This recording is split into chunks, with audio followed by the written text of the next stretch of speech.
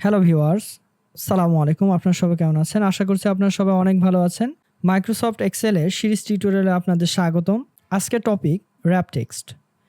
তবে চলুন সরাসরি স্ক্রিনে দেখাই। এর জন্য আমি আমার ডেস্কটপ থেকে আমার একটা এক্সেল ফাইল ওপেন করেছি। র‍্যাপ টেক্সট হচ্ছে যে যখন আমরা কোনো কিছু লিখি, ওয়ার্ডে তো কোনো সেল থাকে না। অর্থাৎ ওয়ার্ডে আমরা লিখি একটা প্লেন A4 সাইজের একটা পেজ সেটআপের উপরে, বা লিগ্যাল সাইজ কিংবা আপনি লেটার সাইজ যাই বলেন, তার উপরে আমরা যখন প্যারাগ্রাফ লিখি তখন সেটা খুব সুন্দরভাবে একটা লাইন শেষ হওয়ার পরে অটো একটা লাইন শুরু হয়। কিন্তু যখন আপনি মাইক্রোসফট এক্সেলে কোনো লিখবেন, লেখা শুরু করবেন, তখন যে আপনি যে সেলে লেখা শুরু করলেন, ধরেন আমি এই লেখাটায় এই সেলে শুরু করেছি, এটা এই পর্যন্ত এসেছে। এখন ২ টা অপশন রয়েছে। আপনি হয় এই পর্যন্ত আপনাকে নিতে হবে এই একটা সেল, কিন্তু আপনার দেখা যাচ্ছে একটা ল্যান্ডস্কেপে ১৫টা ২০টা কলাম রয়েছে। সেক্ষেত্রে আপনি একটা কলাম যদি এত বড় উইডথে করেন, তো আপনি তো আপনার পেজে এটাকে নিতে পারবেন না। অর্থাৎ রিপোর্টটাকে আপনি আপনার যে পেজ সেটআপ রয়েছে তার মধ্যে থাকবে না। তো এই সমস্যার একটা সমাধান রয়েছে যে আপনি চাইলেই এটাকে আপনারা একটা বিষয় জানেন যে আপনি যদি এখানে ক্লিক করে একটা ইন্টার চাপি, ইন্টার চাপলে কিন্তু পরের সেলে চলে যায়।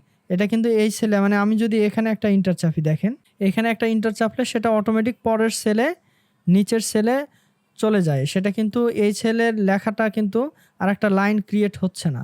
তাহলে এই সমস্যার সমাধান কি?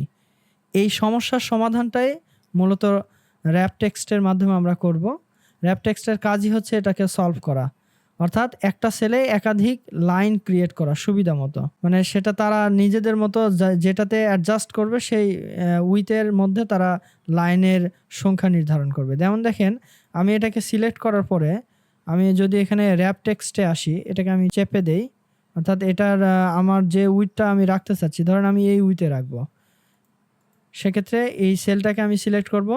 দেন আমার এখানে আমি যদি অন্য কোনো ট্যাবে থাকি, মেনু বারে থাকি, সেক্ষেত্রে আমার এখান থেকে অবশ্যই হোম মেনু বারে আসতে হবে। হোম থেকে এখানে অ্যালাইনমেন্ট যে সেগমেন্ট রয়েছে, ডিভ রয়েছে, এই ডিভে এসে এইখানে আপনারা দেখতে পাচ্ছেন র‍্যাপ টেক্সট নামে একটা অপশন রয়েছে।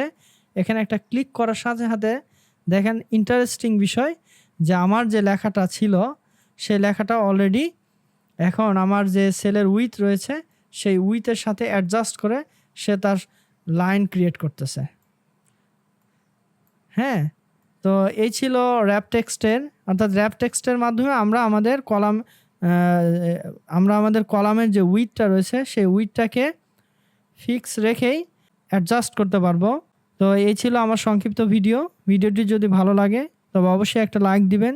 এমন শিক্ষণীয় ভিডিও আরও পেতে আমাদের চ্যানেলটি সাবস্ক্রাইব করে আমাদের সাথেই থাকবেন। সুস্থ থাকবেন, ভালো থাকবেন। আল্লাহ হাফেজ।